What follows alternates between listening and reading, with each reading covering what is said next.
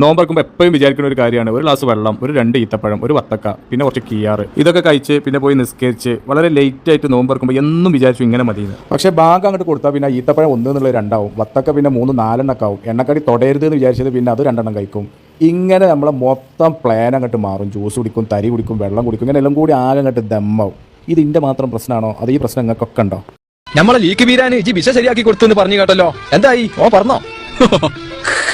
ഓൻ പറക്കണുണ്ട്. 50,000 ഉറുപ്പ ഉണ്ടാക്കാൻ പറക്കണുണ്ട്. 2 ദിവസം കൂടി ഞാൻ സമയം കൊടുക്കും. പറ്റൂലെങ്കിലേ വിസ ഞാൻ വേറെ ആൺകുട്ടിക്ക് കൊടുക്കും. അതാ ഇത്ര ദിവസം പറഞ്ഞതാ ശരി. ഓൻ ഗൾഫിൽ എത്തിയാൽ എന്ത് പണിയാ ഓന് കിട്ടുക? ഓന് ഞാൻ ശരിയാക്കി കൊടുത്തത് സൗദിയിലെ രാജാവിന്റെ കൊട്ടാരത്തിലേക്കുള്ള ഒരു വിസയിൽ രാജാവിന്റെ സെക്രട്ടറി ആയിട്ട് ഓരോ കൊല്ലം ജോലിയിൽ കയറ്റം കിട്ടും. വീരാന്റെ നസീബ് ഉണ്ടെങ്കിൽ രാജാവിന്റെ കാലം കഴിഞ്ഞാൽ രാജാവായി വരെ അവന് കയറ്റം കിട്ടും. അതാ ഇത്ര ദിവസം പറഞ്ഞതാ ശരി. എന്റെ പൊച്ചോനെ, വീരാന്റെ ഒരു ഭാഗ്യം.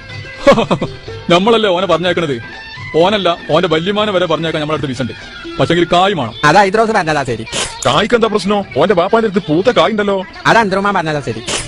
ഓന്റെ ബാപ്പയാണ് പ്രശ്നം. ഓന്റെ ബാപ്പാന്റെ അടുത്ത് നിന്ന് പൈസ കിട്ടണമെങ്കിൽ കുറച്ച് നയിപ്പുണ്ട്. അത് കാതറൊട്ടി പറഞ്ഞതാ ശരി. 1 2 ലക്ഷമൊക്കെ നമ്മൾ ചോദിച്ചാൽ കിട്ടും. പക്ഷെ എനിക്കത് അങ്ങനെ അങ്ങോട്ട് ചോദിക്കാൻ പറ്റുമോ? അത് പറ്റൂല. കുഞ്ഞാലി, അനക്കൊന്ന് അക്കരെ കിടക്കണ്ടേ?